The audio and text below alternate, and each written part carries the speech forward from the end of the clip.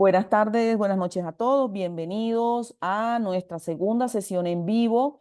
Hoy tenemos el módulo Derechos Humanos. Contamos con un speaker invitado supremamente experto en la materia, colaborador ha sido de nuestra escuela virtual desde Panamá para el mundo, Katiuska Hurtado, que es abogada y ahorita se presentará y les compartirá un poquito más acerca de ella. Como les comentamos en la sesión de inicio, estas son nuestras reglas durante la sesión: silenciar el micrófono, cerrar el video, escriban sus preguntas en el chat o sus comentarios y como no somos muchos, podemos irlas intercalando durante la charla, si así Katiuska lo tiene a bien, lo podemos ir intercalando en la charla para que sea un poco más activa la sesión, ¿va? Entonces, pues los invito a poner mucha atención, a disfrutar esta charla y a adquirir pues todos los conocimientos que hoy Katiuska va a compartir con nosotros. Katiuska, bienvenida, el piso es tuyo.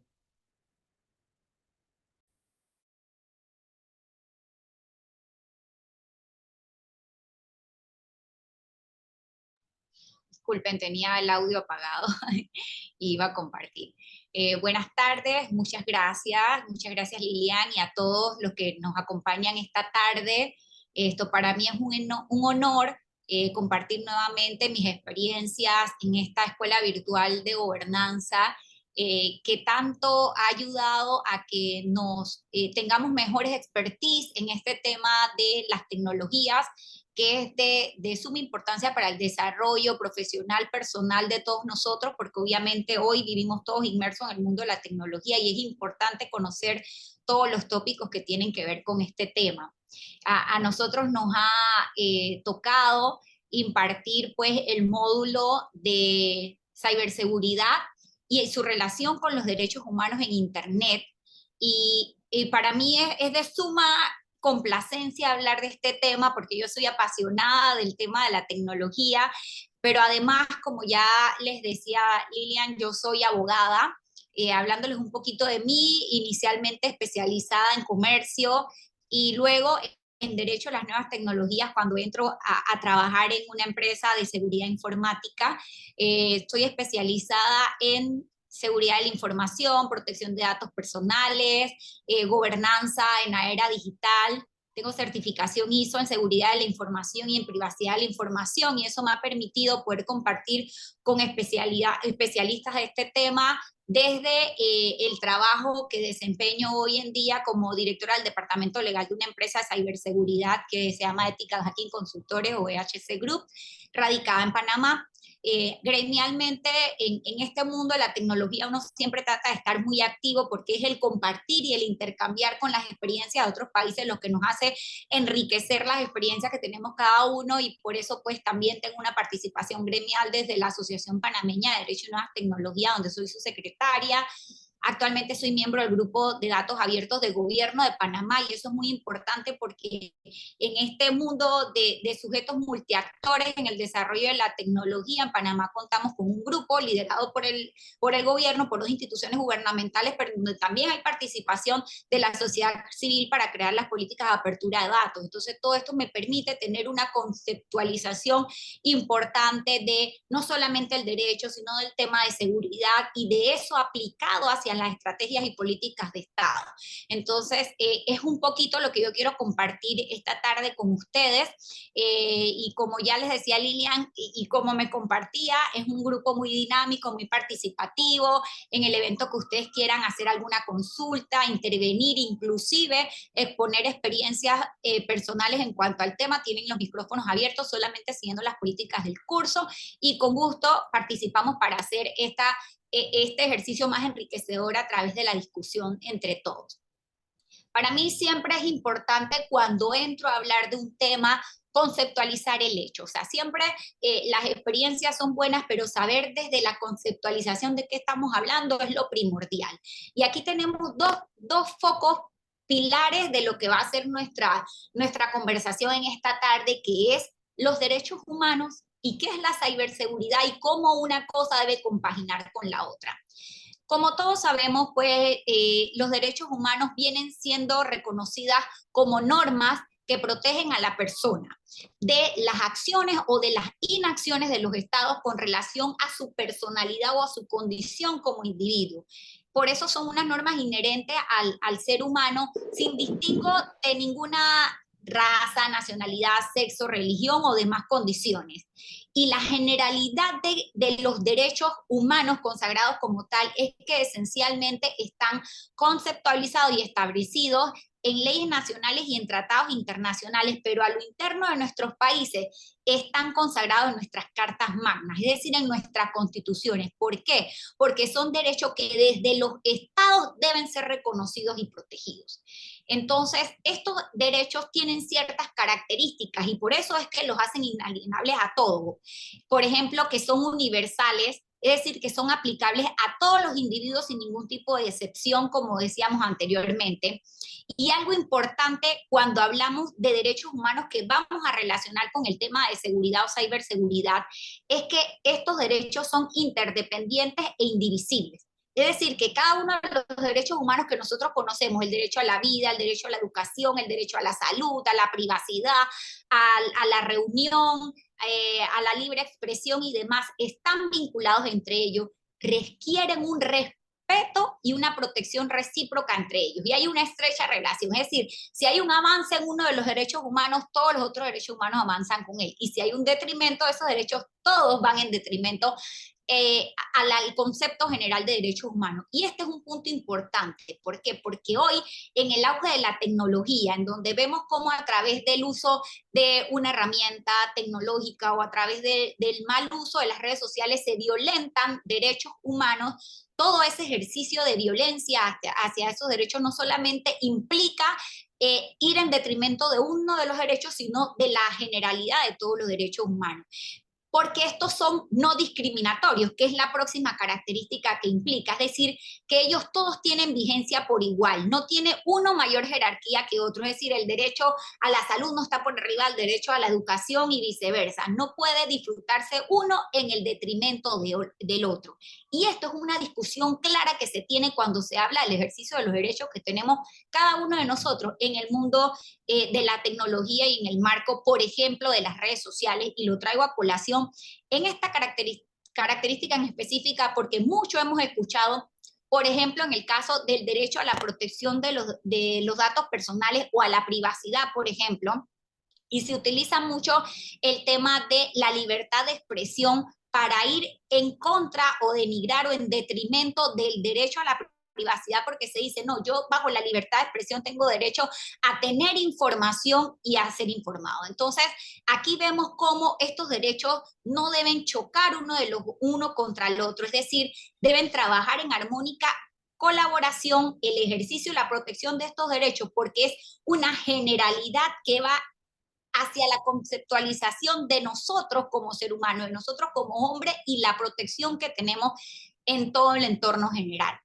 La protección de los derechos humanos viene de vieja data, o sea, desde que el hombre es hombre y estamos en el mundo de la colectividad, de la asociación, siempre van a haber ejercicios que vayan en contra o que vulneren el derecho de otro individuo. Pero no es sino hasta los años 40 en donde se comienza de manera internacional a trabajar hacia sacar normativas que vayan hacia la protección de los derechos humanos.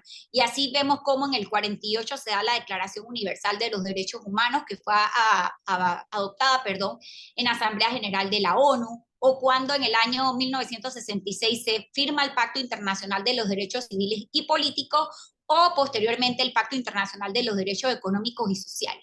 Y yo traigo a colación estos tres hitos normativos en específico porque cada uno marca el nacimiento de las generaciones de los derechos humanos que nosotros conocíamos hasta hace unos años. Conocíamos los derechos humanos de primera generación, que son todos los que abarcan nuestros derechos civiles y políticos, y luego se fueron desarrollando hacia la colectividad y la necesidad social en unos derechos de segunda generación, que son los conocidos como derechos sociales.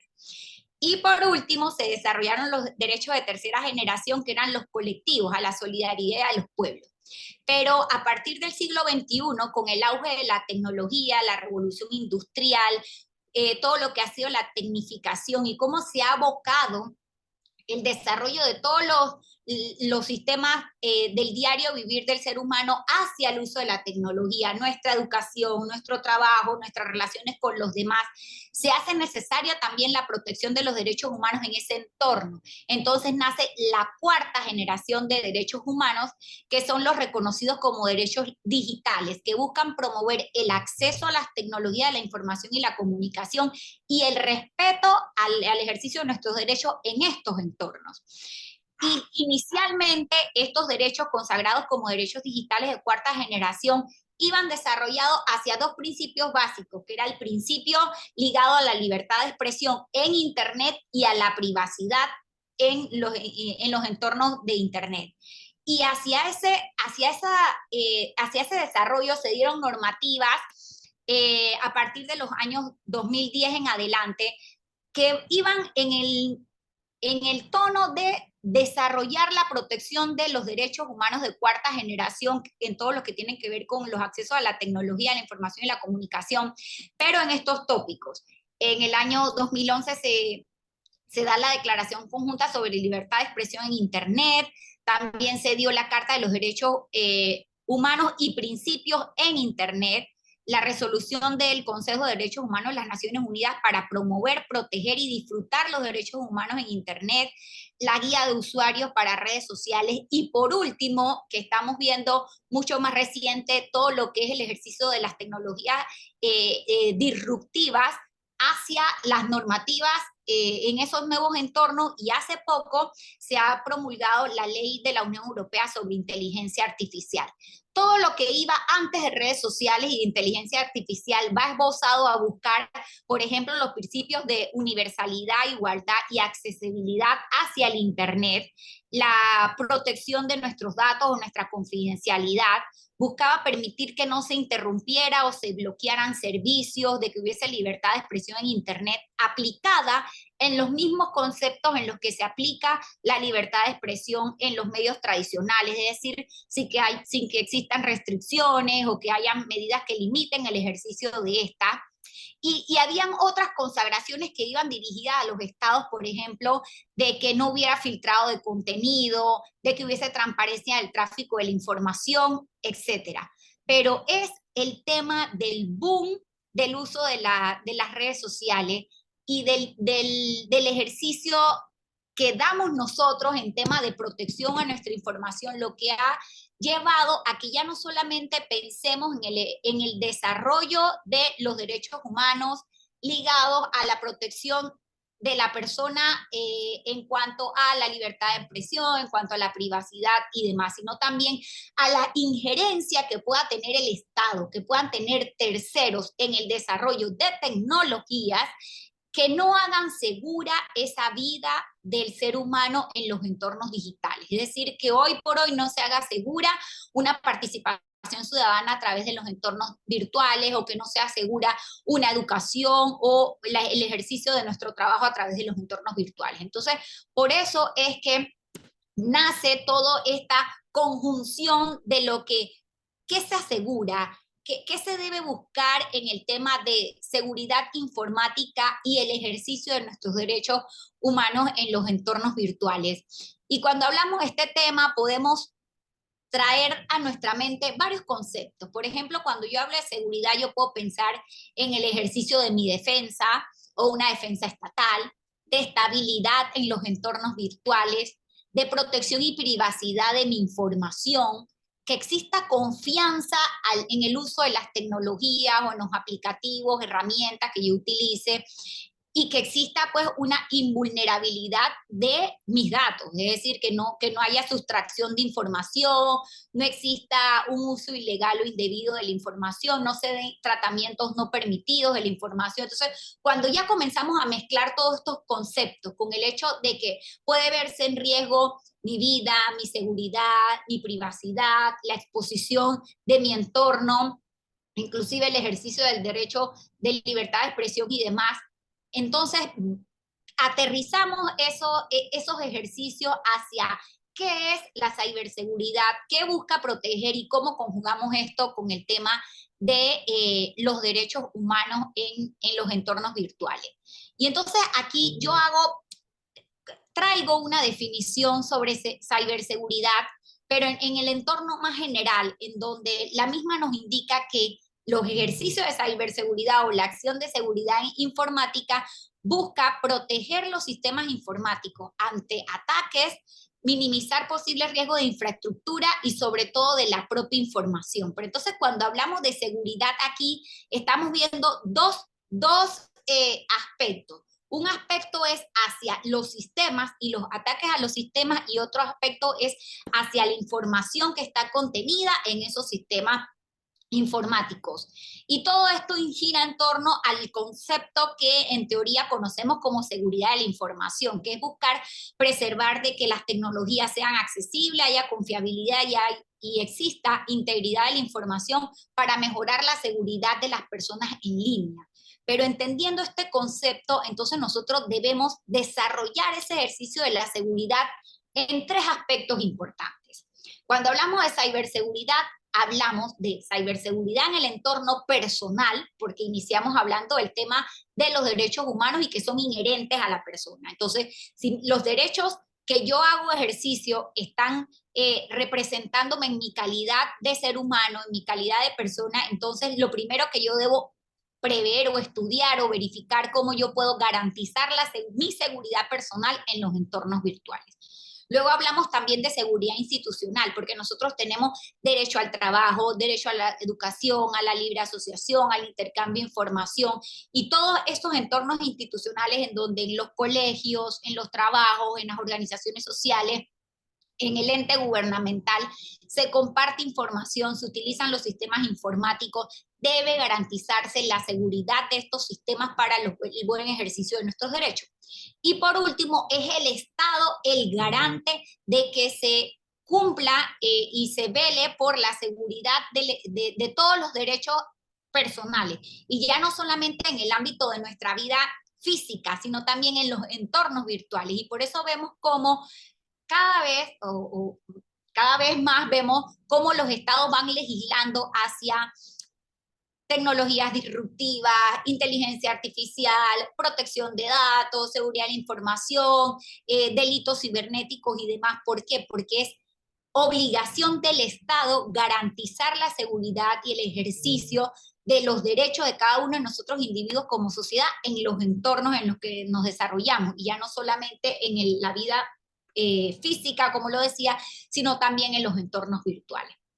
Entonces, vamos a ejercitar un poco en qué consistiría ese tema de ciberseguridad en cada uno de estos aspectos en los que hemos hablado, y cómo cada uno de esos puntos va a ir compaginado en ayudarme a mí a hacer ejercicio de mis derechos humanos, o que exista una protección de los derechos humanos en los entornos virtuales. Primero, como les decía, hay que enfocarnos en el hombre, en el ser humano como tal. Y lo primero que uno debe interiorizar es que yo soy la primera barrera, el primer firewall, la primera contraseña, el primer factor de seguridad en los entornos virtuales en los que nosotros nos desenvolvemos. Lo primero que yo tengo que hacer es saber qué hay de mí en la red. Como se dice muy popularmente, googlearme, poner mi nombre completo, mi apellido y ver qué aparece de mí en la red. ¿Hacia qué estoy yo expuesto? ¿Qué pueden ver las otras personas de mi información cuando buscan mi nombre en Internet? Esto es una práctica no usual.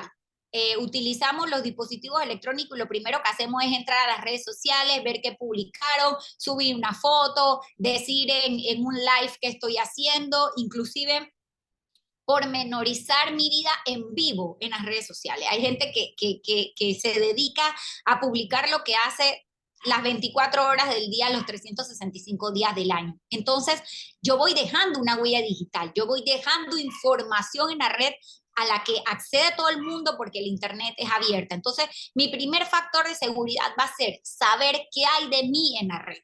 Y así yo sé hacia qué información yo soy vulnerable. Si hay mucha información mía, por ejemplo, de mi entorno laboral, de mi entorno educativo, de mi familia, de mis actividades extracurriculares. ¿Por qué? Porque ahí se va armando todo un perfil de la persona que puede ser utilizada para monitoreo, y monitoreo en varios sentidos, monitoreo en el ámbito delictivo, monitoreo en el ámbito estatal, inclusive laboral o institucional. Entonces, por eso el primer ejercicio hacia la ciberseguridad en el entorno personal es saber qué hay de mí en la red. Y hagamos, ahora cuando salgamos de esta conversación o de esta charla, lo primero que deben hacer es desconectarse del Zoom y poner su nombre en Google a ver qué sale de ustedes en la red, y así ustedes pueden saber qué los puede hacer vulnerables. Yo, conociendo qué hay de mí en la red, entonces ejerzo acciones para proteger mi información personal. Por ejemplo, bajo información no necesaria en las redes sociales, elimino cosas, eh, tengo círculos de amistades más cerrados, creo otros factores de autenticaciones y contraseñas para proteger mi información personal en las redes. Existe mucho la costumbre de utilizar el mismo correo electrónico para todo, o la misma contraseña para todo, porque dicen, se me olvida la contraseña y mejor es que yo tengo una sola contraseña para algo. Ya todo en el mundo existe tanta filtración de información que nuestra contraseña o nuestro correo electrónico puede estar visible porque ha sido vulnerada en alguna filtración de información que ha podido haber, por ejemplo, en redes sociales, o las filtraciones que se dan en las instituciones públicas. Por ejemplo, en Panamá han habido grandes filtraciones de información en la base de datos del sistema de seguridad social del país, en una de las instituciones bancarias, en una institución que tiene que ver con temas crediticios. Se ha hablado de cierta filtración de información en la institución que tiene que ver con nuestros temas tributarios, y eso es algo que se repite en cada uno de nuestros países. Vemos cómo salen noticias de esas en Colombia, en Costa Rica, en Venezuela, en Argentina, y todas esas contraseñas pueden estar vulnerables, nuestros correos electrónicos pueden estar vulnerables. Por eso nosotros debemos validar constantemente que tenemos contraseña segura, que tenemos segundo factor de autenticación, ponemos nuestro celular, nuestra huella digital o un correo electrónico alternativo, es decir, otras características de autenticación que nos validen mejores sistemas de seguridad para acceder a las cuentas que nosotros tenemos abiertas en los entornos de Internet.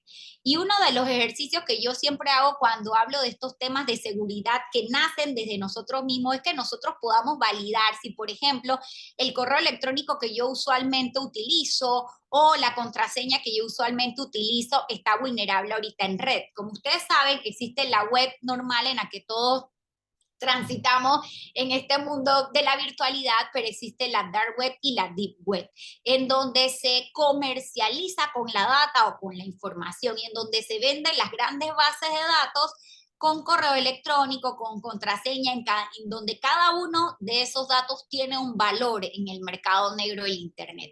Entonces nosotros debemos validar en páginas viables, en páginas seguras, ver si nuestro correo electrónico o si nuestras contraseñas están seguras. Y aquí yo les pongo un ejemplo en esta página IBM Power. Voy a dejar de compartir un momento para irme a esa página y hacer un ejercicio, a ver si alguno de los que están presentes en la sala quisiera compartir con nosotros o ayudarnos a hacer esta práctica. Por ejemplo, nos vamos a esta página, voy a volver a compartir, denme un segundo. Sí, y puedes también de pronto compartir el link en el chat para que ellos te Sí, puedan sí, voy a poner, déjenme copiar para poner el link en el chat y hagamos un ejercicio entre todos juntos. Si no quieren hacerlo público aquí, lo podemos hacer cada uno en nuestras computadoras. Déjenme entrar al chat y se los paso.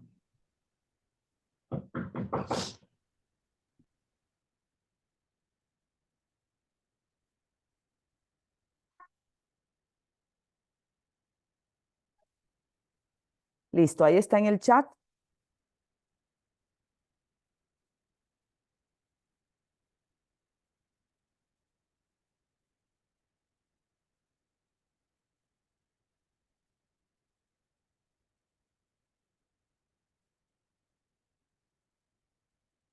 Perfecto, aquí acabo, chequea si tu Dirección de email es un data breach, ¿qué?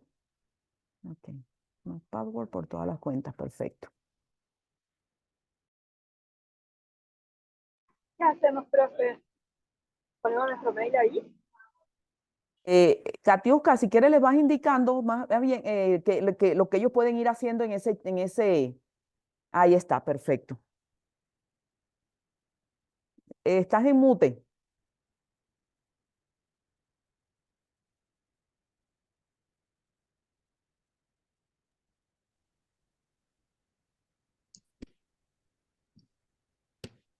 Ahorita había compartido y se dejó de compartir, ¿Puede Katiuska. compartir? Ya se las vuelvo a ver, compartir. Sí, sí, y puedes ir diciendo qué deben hacer. Ya muchos tienen el link. Podemos hacer el ejercicio cada uno desde su computadora o seguirme acá. Esta es Ujú. una página validada en donde manejan el listado de los data breach o las fugas de información que han existido, ya sean en entornos institucionales, es decir, en bases de datos institucionales o en bases de datos de redes sociales o bases públicas.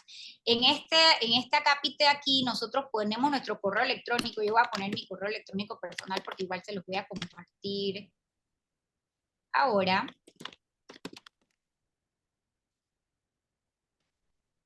Y yo busco en la página si mi correo ha sido violado o está violentado.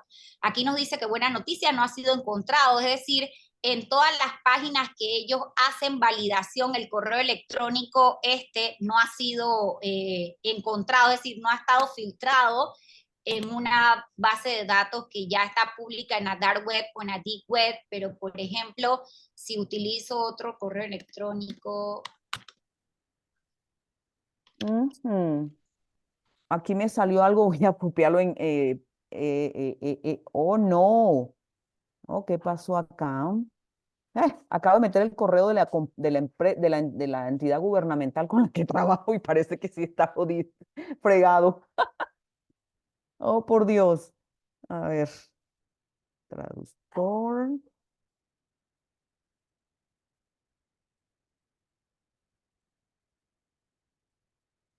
Oh, no, arruinado. Se encontró con 2 violaciones de datos y no se ¿Puedes encontraron pegados. compartir la pantalla un momento, Lilian, para que todos los que nos acompañan esta tarde aquí puedan ver? Eso no Ajá. solamente nos dice si ha sido vulnerado, es decir, si está expuesto en los entornos de la dark ¿Ya web lo y de ven? la deep ¿Ya lo web. Sí, ven? ya lo vemos. Velo. Si bajas, nos dice en qué breach fue publicado. ¿Dónde está? Baja un poco más.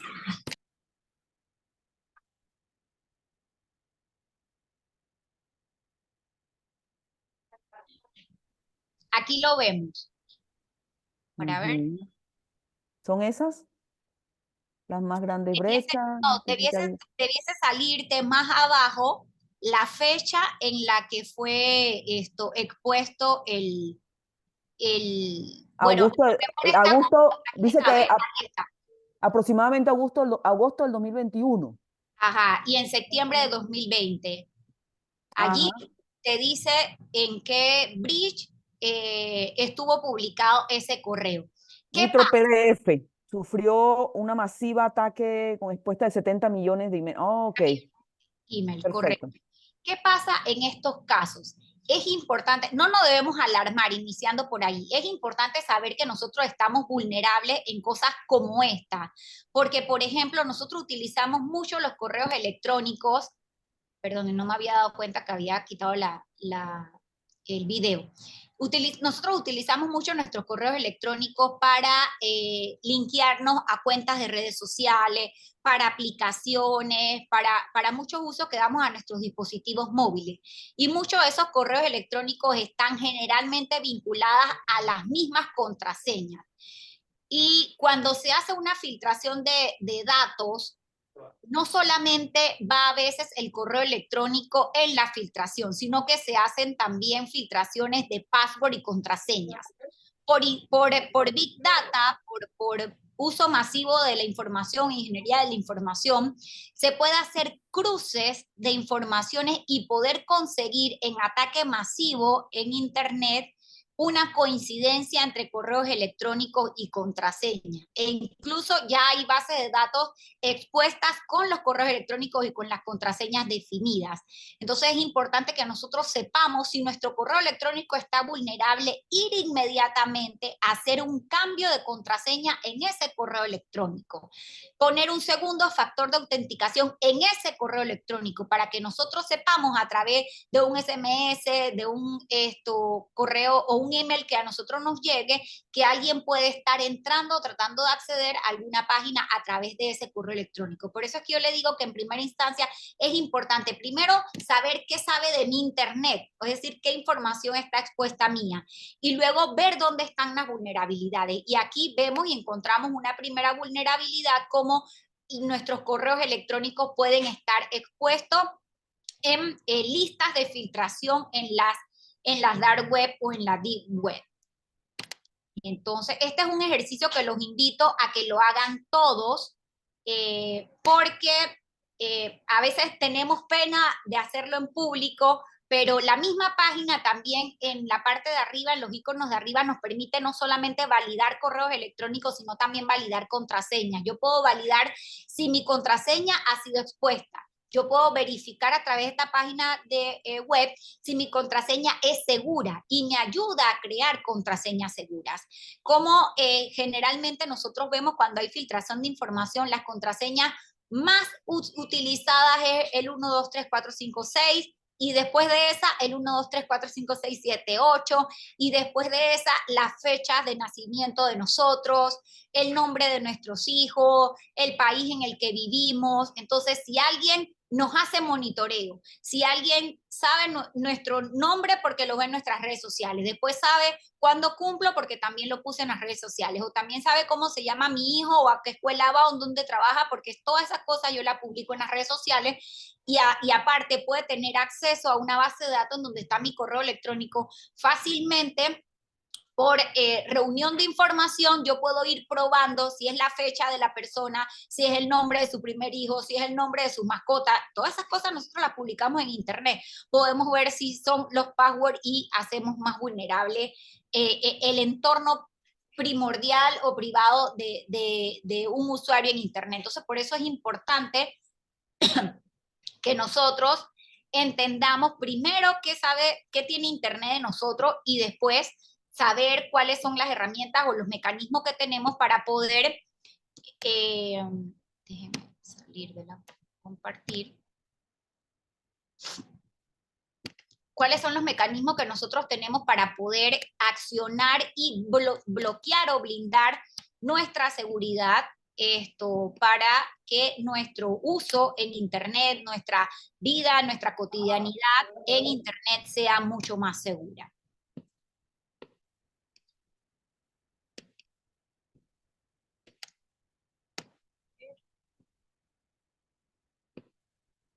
Aquí están viendo la presentación nuevamente. Sí, correcto. Gracias. A la par de estos ejercicios que hacemos de manera personal, también es importante que se haga de manera corporativa o institucional. ¿Por qué? Porque nosotros pertenecemos a una sociedad, trabajamos en algún lugar, estudiamos en algún lugar, y tenemos presencia en los entornos sociales. Entonces, por eso también es importante, y como lo decíamos, la tríada de la seguridad, nosotros, la colectividad o la institucionalidad en donde estamos, el Estado, tenemos que protegerlo en los tres entornos. Entonces, yéndonos ya a los entornos de la seguridad empresarial, en las instituciones donde nosotros trabajamos, debemos saber que si hacemos acceso a la base de datos o al core de la institución donde trabajamos, debe hacerse a través de uso de VPNs para que haya una comunicación segura o un acceso seguro a los dispositivos, a las herramientas y a los activos digitales de nuestra empresa. Nuestra empresa debe contar con antivirus confiable que permita tener una segunda barrera de seguridad en el uso de los dispositivos, porque como les decía, la primera barrera de seguridad somos nosotros. deben contar con temas de encriptado y debe existir una política y cultura de ciberseguridad en las empresas. Las empresas deben constantemente trabajar en capacitar a sus colaboradores en temas de riesgo en el uso de Internet, en las exposiciones a Internet, en donde todos sepamos de que no debemos abrir email sospechoso, de que tenemos que tener contraseñas seguras y factores de autenticaciones robustos para entrar a los perfiles empresariales, que no debemos utilizar nuestras cuentas de correos personales para perfiles personales en las redes sociales. Todo un esquema de una política de seguridad que vaya de la mano en la organización, no solamente hacia proteger los activos digitales, es decir, la información y los dispositivos, sino también que exista una cultura hacia los colaboradores, hacia la junta directiva, hacia todos los que pertenecen a la organización empresarial, de que al ser nosotros, el ser humano, el primer factor de riesgo, somos también el primer factor de seguridad.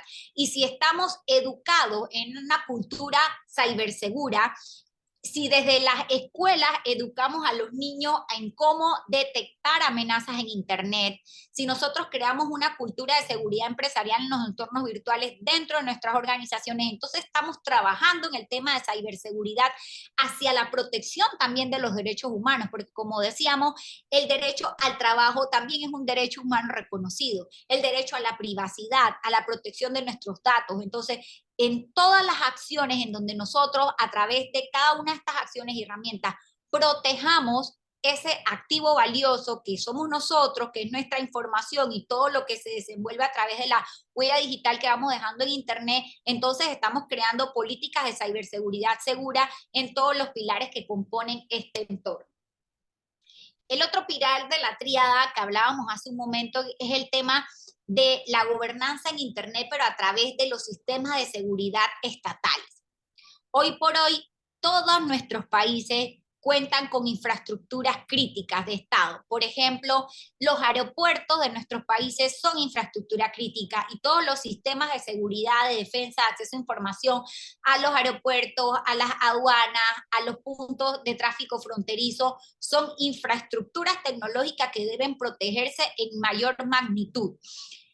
Los sistemas de salud, los sistemas de telecomunicaciones, los sistemas de agua, y vemos cómo cada día los estados en el uso de ese ejercicio del derecho a la protección a las infraestructuras críticas estatales buscan y crean acciones o políticas de seguridad encaminadas a la protección de esos derechos, desde yo como Estado. Y se crean alianzas globales como la Alianza Cibernética Global, en donde a través del sector privado esto se busca colaborar de manera armónica con los países que la integran para que exista intercambio de información al conocer previamente amenazas, al conocer brechas de seguridad, hacer intercambio de inteligencia cibernética ante posibles ataques, y hacia todo eso va encaminado no solamente en el área privada, coadyuvando al sector gubernamental, sino también desde los organismos internacionales como los programas de ciberseguridad que lleva adelante la OEA. Como decíamos anteriormente, cuando hablamos de ciberseguridad en el entorno personal, yo creo mis propias métricas de seguridad y mis propias políticas. Yo hace un momento les di algunas herramientas para que nosotros pudiéramos primero entender cómo estoy expuesto, qué subo y qué no subo a Internet, y si, por ejemplo, como el ejercicio que hacíamos, mi correo electrónico está vulnerado o no. Pero ese soy yo, el que cada uno en su individualidad toma las acciones necesarias para protegerse y mantenerse seguro en los entornos virtuales. Luego, cuando vamos a los entornos institucionales o empresariales, existen los procesos, protocolos y políticas de seguridad en las empresas destinadas a proteger, como ya decíamos anteriormente, la confidencialidad de la información, y que no haya acceso o uso ilegal de la información dentro de la organización. Pero eso se crean a través de políticas institucionales de gobernanza a los más altos niveles de las organizaciones. Y entonces es donde entran los grupos de seguridad de la información a crear protocolos de seguridad, a crear perfiles de acceso dentro de la organización para las bases de datos, etcétera. Es decir, se crean políticas de seguridad institucional para proteger los activos informáticos de una organización.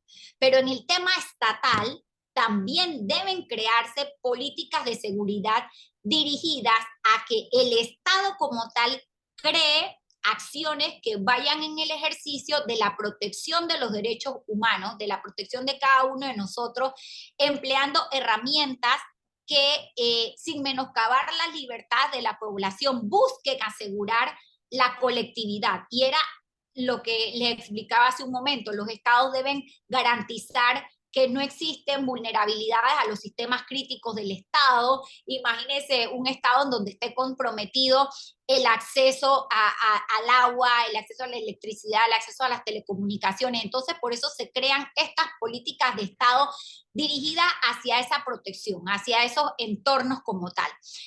Y estas políticas deben ser desarrolladas a través de 10 principios básicos de ciberseguridad que buscan la protección de los derechos humanos hacia el desarrollo que hacen los estados en estos estándares. El primero es que nosotros tenemos que tener el derecho humano como ente rector, es decir, el hombre, el ciudadano, el hombre, la mujer, el niño, son los que están en el centro del desarrollo que haga todo el gobierno como tal para la protección de estos derechos. Entonces, todo lo que yo como Estado ejerza, todo lo que yo como Estado desarrolle para proteger esos derechos de cada uno de los ciudadanos, debe pensar primero en los entornos de los derechos humanos. Y esto se compagina con el segundo principio, que es el principio del multiactor.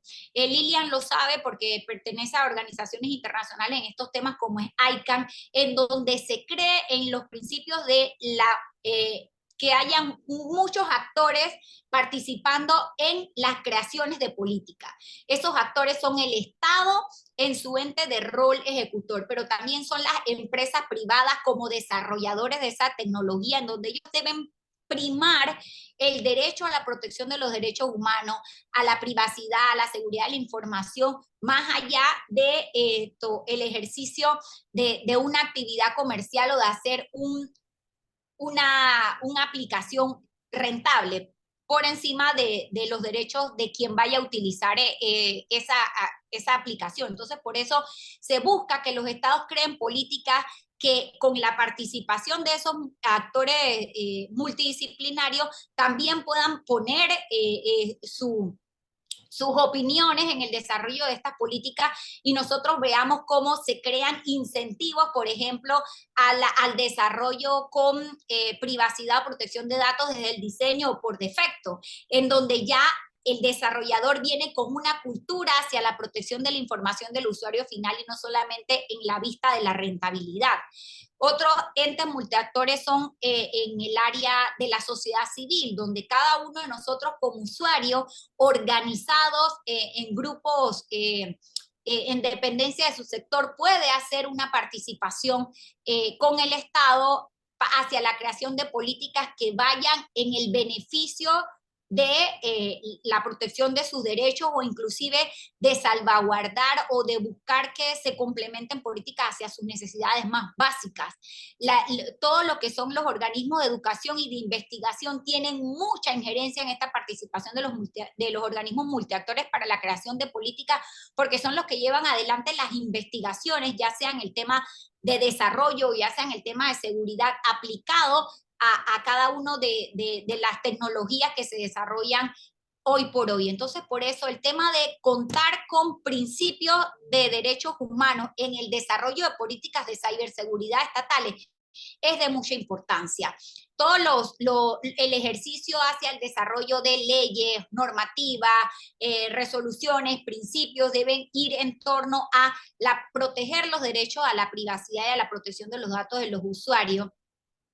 Y más allá de eso, cuando ya entramos a que es el ente Estado quien tiene que velar por la seguridad en otros aspectos, velar que todos esos dispositivos de seguridad que utilizan los estados no vayan en detrimento de los derechos de cada uno de nosotros, inclusive de la democracia.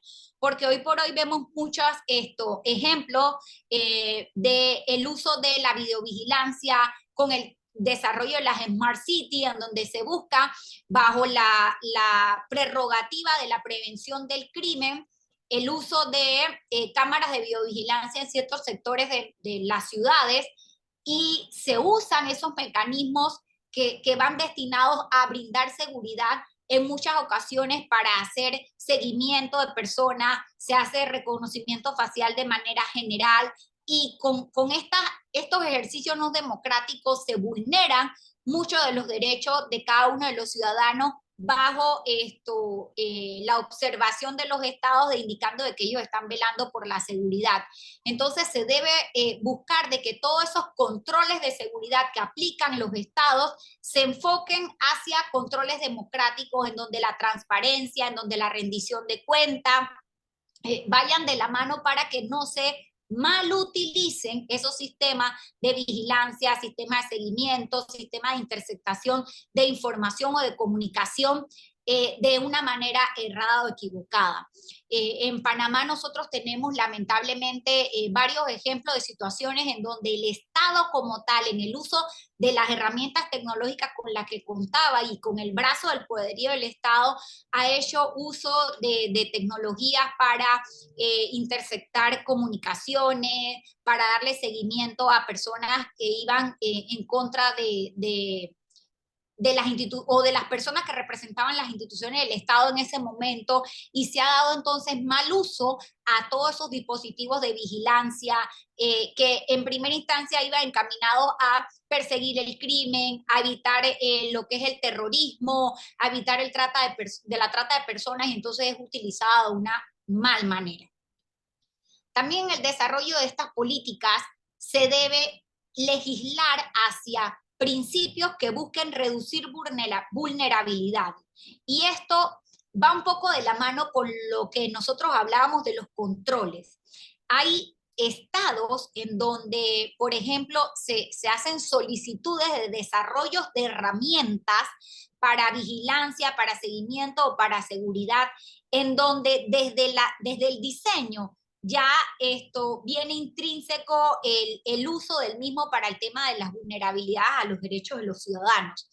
Se ven cómo se dan prácticas en países autoritarios, y vemos ejemplos de países en donde se bloquea el acceso a Internet, en donde no hay disponibilidad de los servicios informáticos, por ejemplo, en ocasiones cuando hay paros, en donde hay protestas, como el caso que estamos viviendo hoy por hoy en la guerra de Ucrania y de Rusia, como el acceso a la información o el no acceso a la información como tal, el bloqueo de los accesos a Internet va en detrimento del ejercicio de los derechos humanos. Para muchas de esas personas, una cuenta de red social o su correo electrónico es la única herramienta que tienen para comunicarse con el familiar que está en el extranjero, con el familiar que quiere saber de ti, con el familiar que quiere saber si cayó una bomba en el barrio donde tú vivías. Entonces, bloquear el acceso a Internet en esos entornos de vulnerabilidades, en esos entornos de guerra, en esos entornos de agitación social, esto vulnera nuestros derechos humanos y permite a que el Estado, actor en ese momento, viole más los derechos de los ciudadanos, porque ante no tener la exposición en los medios de comunicación o en las redes sociales que se pudiese tener si se tuviese acceso al Internet, entonces lo hacen de una manera más descarada. Entonces, por eso es importante que nosotros entendamos que la manera en el que se desarrollan políticas de ciberseguridad, ya sea en los entornos personales, ya sea en los entornos institucionales y macro en el Estado, deben haber principios que rijan el desarrollo de estas políticas de ciberseguridad, para que no se vulneren derechos, para que no se extralimiten en temas, para que exista disponibilidad y flujo de la información en los entornos de Internet, y aquí hace un factor muy importante los actores privados. Las empresas proveedoras del servicio de Internet tienen un factor de gran importancia en el desarrollo de estos principios de ciberseguridad en todos los entornos en que se desarrollan y en los servicios que les prestan a la ciudadanía como ente participante activo en estos procesos multiactores, porque son los entes privados los que saben qué le pueden pedir los estados, son los entes privados los que dicen estas son las normativas sobre las cuales nosotros nos basamos para el desarrollo de nuestras tecnologías y en donde debe haber una cultura en el ejercicio del desarrollo privado para proteger siempre los derechos de los ciudadanos. Por último, cuando hablamos de seguridad, también hablamos de temas delictivos, porque los entornos Internet, el medio virtual se ha utilizado hoy por hoy para el ejercicio de muchos delitos. El delito de suplantación de identidad, delitos contra la privacidad y la honra, cuando existen secuestros de información, temas de ransomware, toda una serie de situaciones que en algunas legislaciones ya están determinadas como ciberdelitos, en otras todavía falta determinar tipologías delictivas que lleven de la mano una sanción ejemplar en cuanto a la magnitud del daño que estos delitos causan. Es importante para el desarrollo del principio de ciberseguridad también en nuestros estados. Y por eso pues están los patrones internacionales que le marcan el camino a cada uno de nuestros estados, de nuestros actores gubernamentales, indicando este es el camino a seguir, hacia aquí debemos legislar en el tema de los delitos y la prevención de los actos delictivos en los entornos Internet para no vulnerar los derechos de cada uno de los ciudadanos y ejemplarmente regular el delito como debe ser y perseguir el delito como debe ser en los entornos virtuales o informáticos. Siempre, todos los días, los entornos virtuales nos ponen a nosotros desafíos.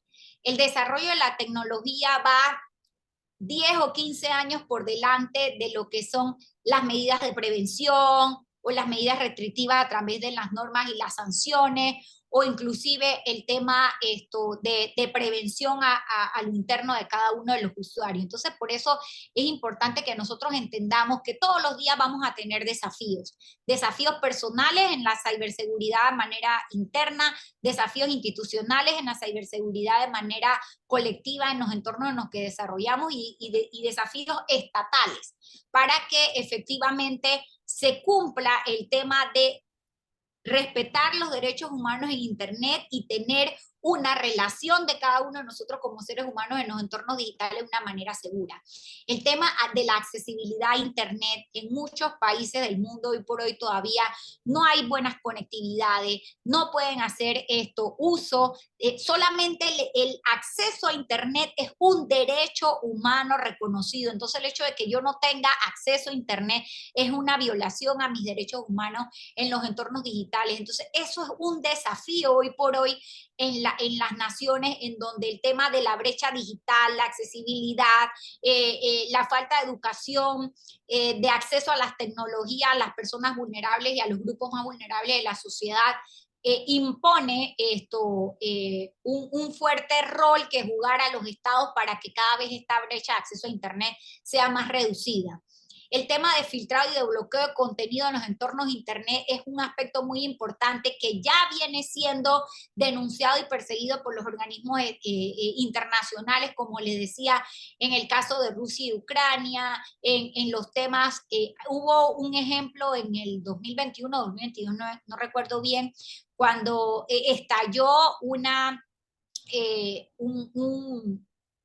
un rechazo social en Colombia ante las reformas fiscales que quisieron hacer y se denunció mucho el tema de filtrado y de bloqueo de contenidos. En Chile también ante rechazos sociales y protestas en las calles, se dieron situaciones de filtrado y bloqueo de contenido a través de los entornos digitales. Entonces, el tema de que cada vez más se está viendo un aumento del uso del bloqueo de contenido a Internet cuando existen situaciones sociopolíticas que hacen imperantes que el conocimiento y que la información pase de mano en mano, pase de persona en persona y no que sea filtrada. Entonces es un desafío hoy por hoy, no solamente para los estados, sino también para la sociedad, para todos los organismos de la sociedad civil que participan en el desafío de construir las mejores políticas de seguridad en los entornos virtuales. El tema de la intimidad y la privacidad de la información es muy importante. Como les decía, cada información nuestra que tiene, que corre por la red internet, nos hace a nosotros vulnerables. Entonces, entendamos que el ejercicio de la privacidad de la información y sobre todo la autocorrección que podemos hacer nosotros ante la información que subimos en los entornos digitales es de mucha importancia. La responsabilidad de los intermediarios en Internet es vital para que en ese eje de la rueda de multiactores todos pongan un granito de arena hacia el desarrollo de políticas públicas destinadas a la protección de los derechos humanos para que exista un equilibrio en el verdadero ejercicio que hacemos nosotros de los derechos en Internet y de lo que nos tienen que respetar los terceros en ese ejercicio que nosotros hacemos.